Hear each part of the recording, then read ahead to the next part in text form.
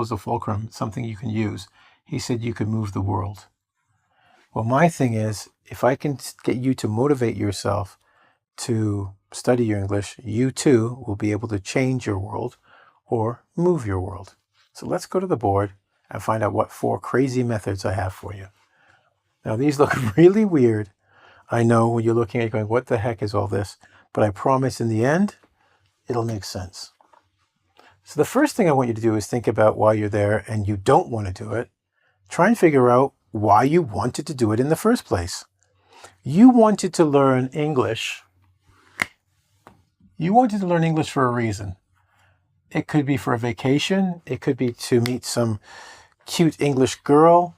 It could be for your job and a promotion, or it could be just because you like learning languages. But you got to get back to that why. The why is important. There's a man named Simon Sinek who wrote a book, Find Your Why, right? And in this book, what he said was, when we find our original why, we get passion.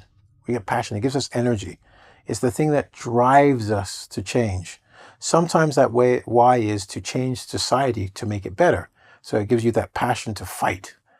Well, we need to go back to that passion to get energy to help us with our motivation. So one of the first things I want you to do is find your why. Go back, sit down, take 5 seconds and think, why did I want to do this in the first place?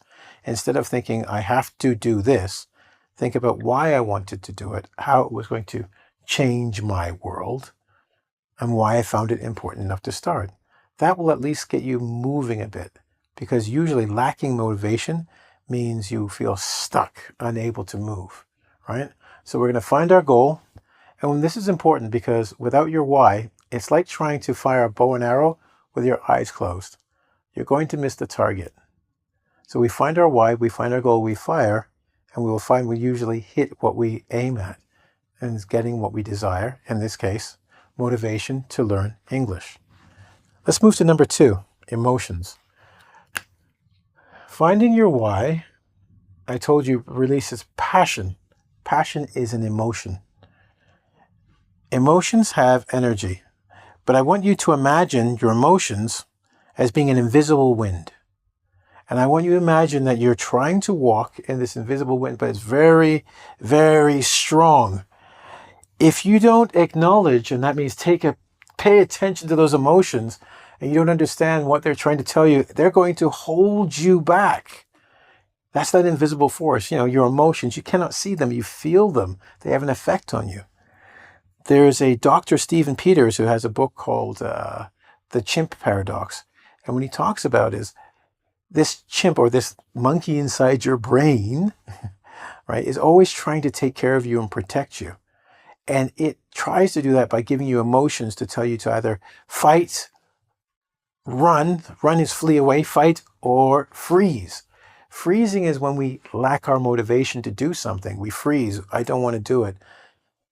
If we can just talk to ourselves and acknowledge those emotions and say, listen, I am afraid, but I will take a step forward because doing so makes life better. Or I'm anxious, I won't do a good job, so I will study more, and that will help me move forward.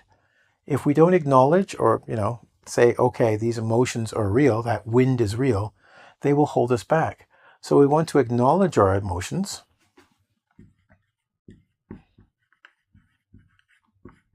Because when we acknowledge our emotions, that energy that is holding us back is given to us so we can fly forward. Kind of cool, right? Just by saying, hey, I'm afraid, you can stop being afraid. By saying, I'm afraid, and why am I afraid? And thinking about what I can do to help my fear. Because that little monkey we were talking about holding you back,